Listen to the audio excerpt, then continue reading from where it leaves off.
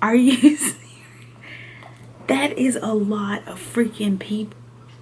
So I think I'm a little bit shocked because when I first started this YouTube channel, I remember like talking myself out of it. I remember saying, you know, I shouldn't do this. I'm not confident enough in person to even like sit and have conversations with people I don't know. I'm very insecure. I have this going on. I have that going on. I literally psyched myself up about the whole YouTube channel thing. But before I made it, I remember so many different people that I would kind of come into contact with, whether that would be family or friends. This was maybe 2-3 years ago. And they would always say, I could see you doing a YouTube channel. I could see you showcasing your makeup, your passion, just everything that you love. I could see you like putting that out there for the world to see. I would, I guess, like jokingly laugh it off because I knew I wasn't confident enough to do it. I knew I lacked just this, I don't know, this zeal, I guess, that I feel like everybody else has.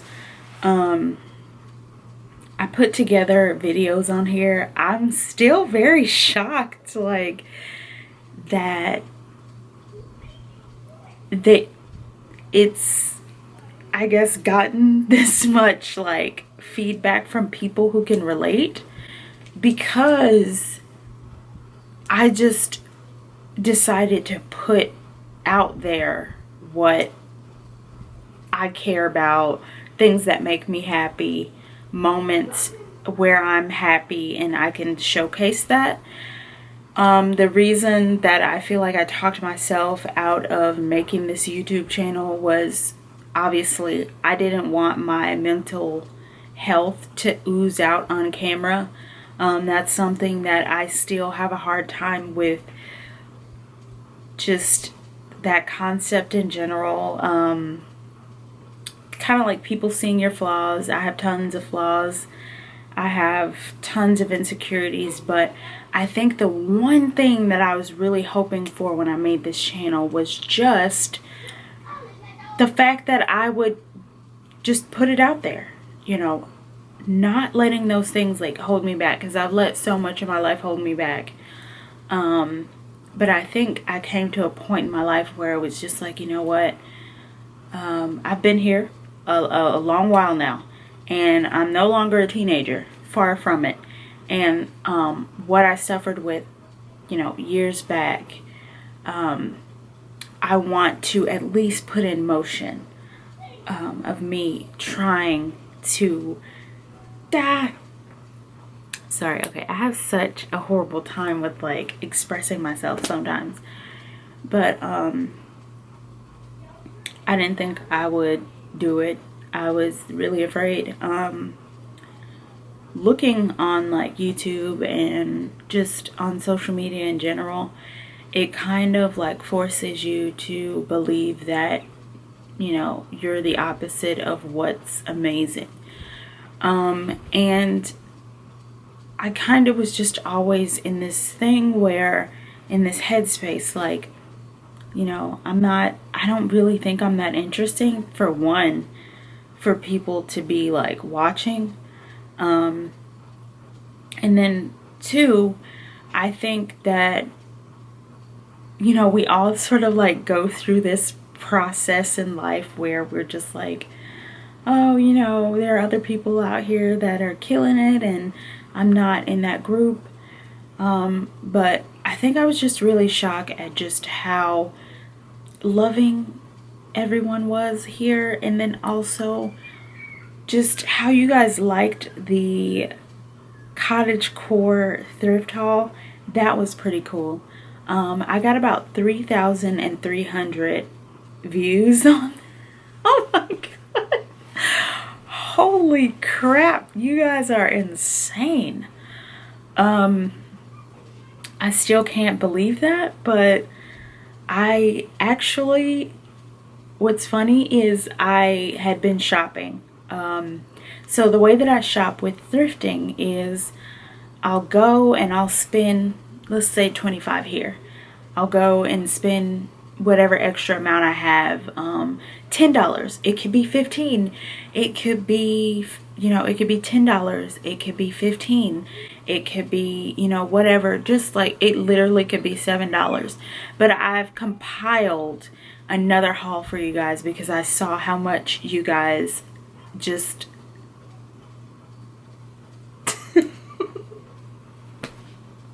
I can't right now. Okay, I saw how much you guys are like really interested in the cottagecore like thrift haul, and honestly I never even really knew what cottagecore like the term was, because I'm not young, and that style, like that, the look to that style for me was kind of what I had growing up. My grandmother, she was raised on a farm in South Carolina, and a lot of her roots are, and the roots of my mother's side of my family is very, very southern. Some of my earliest memories as a kid was like shucking corn,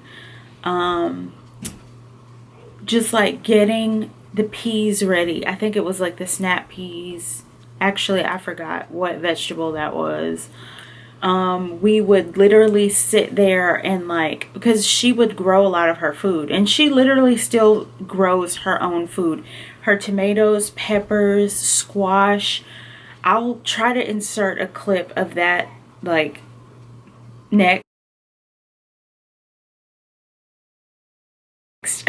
But so self-sufficiency was something that she had grew up doing, and it kind of like rubbed off on me. I can't speak for my siblings or any of my cousins, but for me, she would always speak so highly of like, oh, we grew up on a farm. I had a pet goat, and just stuff that I legit wanted to do. I don't know what the heck is in here. But stuff that I would want to do as a kid, she did. So I don't know. I mean, I've always thought that style was something that we grew up with. We grew up drinking out of mason jars, like before it was sort of like put online. When I was a kid, I didn't really have access to the computer. I didn't really have access to a lot of kind of the things that younger teenagers and people in this age group have now. So I kind of just went off of what I saw. We thrifted when we were younger because we had to at times. I grew up in a family of 4 siblings. That was difficult in itself, just to take care of that many kids.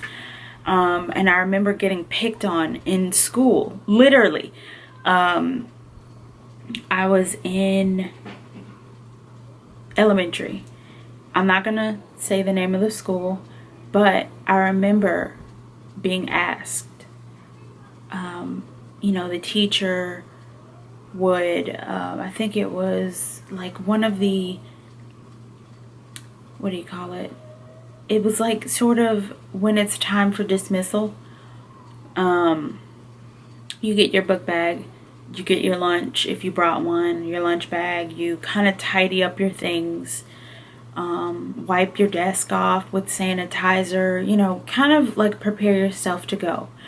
But it was a game that we used to play, I think 20 or 15 minutes, maybe 30 minutes before it was time for dismissal. And this one particular game was, what is everyone's favorite store to shop at? Now, I remember like it was yesterday. I had to be in about 4th grade, and there was an older pair of boys that was in the 5th grade that would come down to our class to like, I guess, help out or whatever, or just, some kids would just like take their leave and just go in other teachers' classes or whatever. So the teacher's like, hey, everybody, tell your favorite place to shop at. And I'll never forget, Sorry, I'm getting kind of choked up.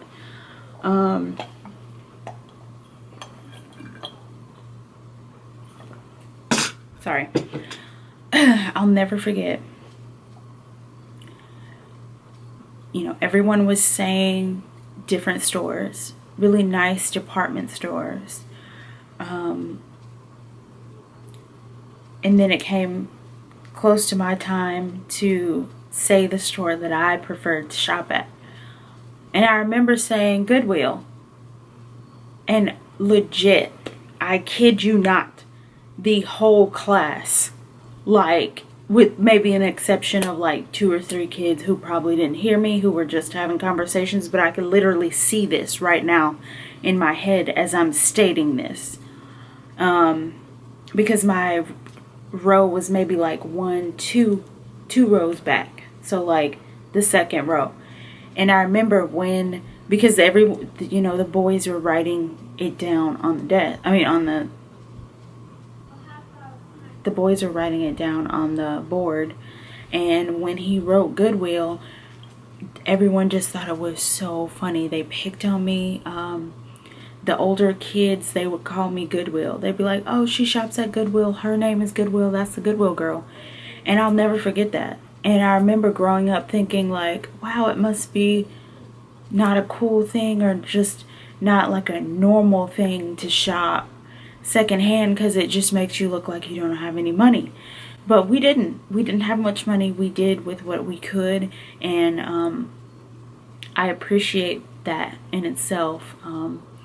But like now, thrifting to me, like, thrifting to me is like, now it's like, oh, you know, all we do is thrift. Like, yay, thrifting is cool. So it's like kind of insane to see that like change. But then again, everyone has their different experiences. And then for that video, just like so that you could understand where my mind is right now, just for that video to receive the most views on a channel that I was skeptical about making in general. I knew that I was, sorry, I didn't get it. I knew that I was, first of all, going to be in the line of scrutiny, in judgment. One thing that I never liked growing up is being judged. I remember when people would judge me and how horrible that would make me feel. Like, wow, this person just would say just a comment just because of what I look like or the way that I was born or whatever. This person is judging me, not even giving me a chance to showcase myself. They're just gonna, oh, well, she's this, she's that. I never liked that. But I knew that by making this channel, it could be a possibility that 1 or 2 people could hop on like a comment and be like, oh, you're this, why do you do that? Just like being judgmental, I feel. But I still don't know how I mustered up the courage to like do this, but I'm here. So that's that. I know that my explanations can be a little long-winded, but I'm just saying this to say, you know, it just really shocks me to be through this transformation and this journey in my life. And this channel, just like, this is just insane. Like, I'm good at 500. I don't want, actually, I'm cool with 500. Like, I think it's like 512 or something, 520, I forgot. But it's, I guess, like, I'm doing something right. I don't know. But, okay, so I just want to thank y'all. I don't want to talk that much because I feel like, I don't know, I feel like I always talk a lot. And I buffer, like, I just say stuff just to say it. But I want to make sense to you guys, and I want to possibly you know, kind of upload a lot more frequently. Like, you guys don't, first of all, you guys don't know how much your comments are very touching. And it's not like I expected like validation with people in other parts of the world, in other parts of the country that, first of all, don't know me, never met me. You know, we don't have a connection, like a true connection, because we don't know each other. But I never expected like the true love and like the positive reoccurring comments that I'm getting. One of the biggest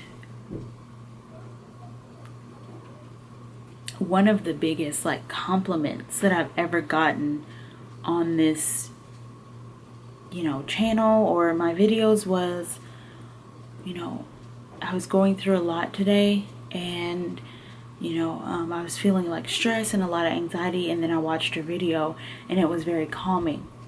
That to me is like a huge compliment, given what I've been through and given the person that I am today. One of the biggest things that I try so hard to radiate is kindness, and just like that pure intention of, no matter who I meet, I try to like radiate nothing but kindness and just calming, very like sweet aura about myself, I guess. Because in this world today, that is almost non-existent, because of the culture of everything going on. And that's a very general statement to make, but I'm sure if someone heard that statement, they could possibly agree with what I'm saying, just simply because of what we're seeing today in the news. And granted, I don't watch the news because I want to you know, not be paranoid, a little less paranoid than I normally am, but I'm just trying hard to like still radiate that no matter what. That was one of the biggest compliments. The comment that I've been getting though, that is like a little confusing, is that I remind people, and I've gotten this more than one time. I've only gotten it once on my channel, but I've gotten it in person, I've gotten it on maybe other social media, is that people, I remind people of wait, let me look her name up really quick. To be honest, I didn't even know who she was until this person was mentioned to me first, because I'd not known. I think she like raps or something, but I think she's a rapper. Wait, her name is Doja Cat. I just feel like this is the thing though about being like, I would say a person of color and somewhat alternative, which I'm kind of contemplating on doing the alternative black girl tag. No one's tagged me in that, but I feel like I have somewhat of something to say in that regard. The thing about being, in my experience, no one is stating, you know, only in my experience have I ever been compared to someone else, or like for someone to try to like put their finger down on who I am. Oh yeah, you remind me of blah blah blah. Like, and I get that that's gonna be a thing because like people see what they see. But in school, it was like in middle school and in high school, it was, oh, you know who you remind me of? You remind me of Fifi Dobson. You guys look so much alike. People used to legit call me Fifi. Oh, that's Fifi.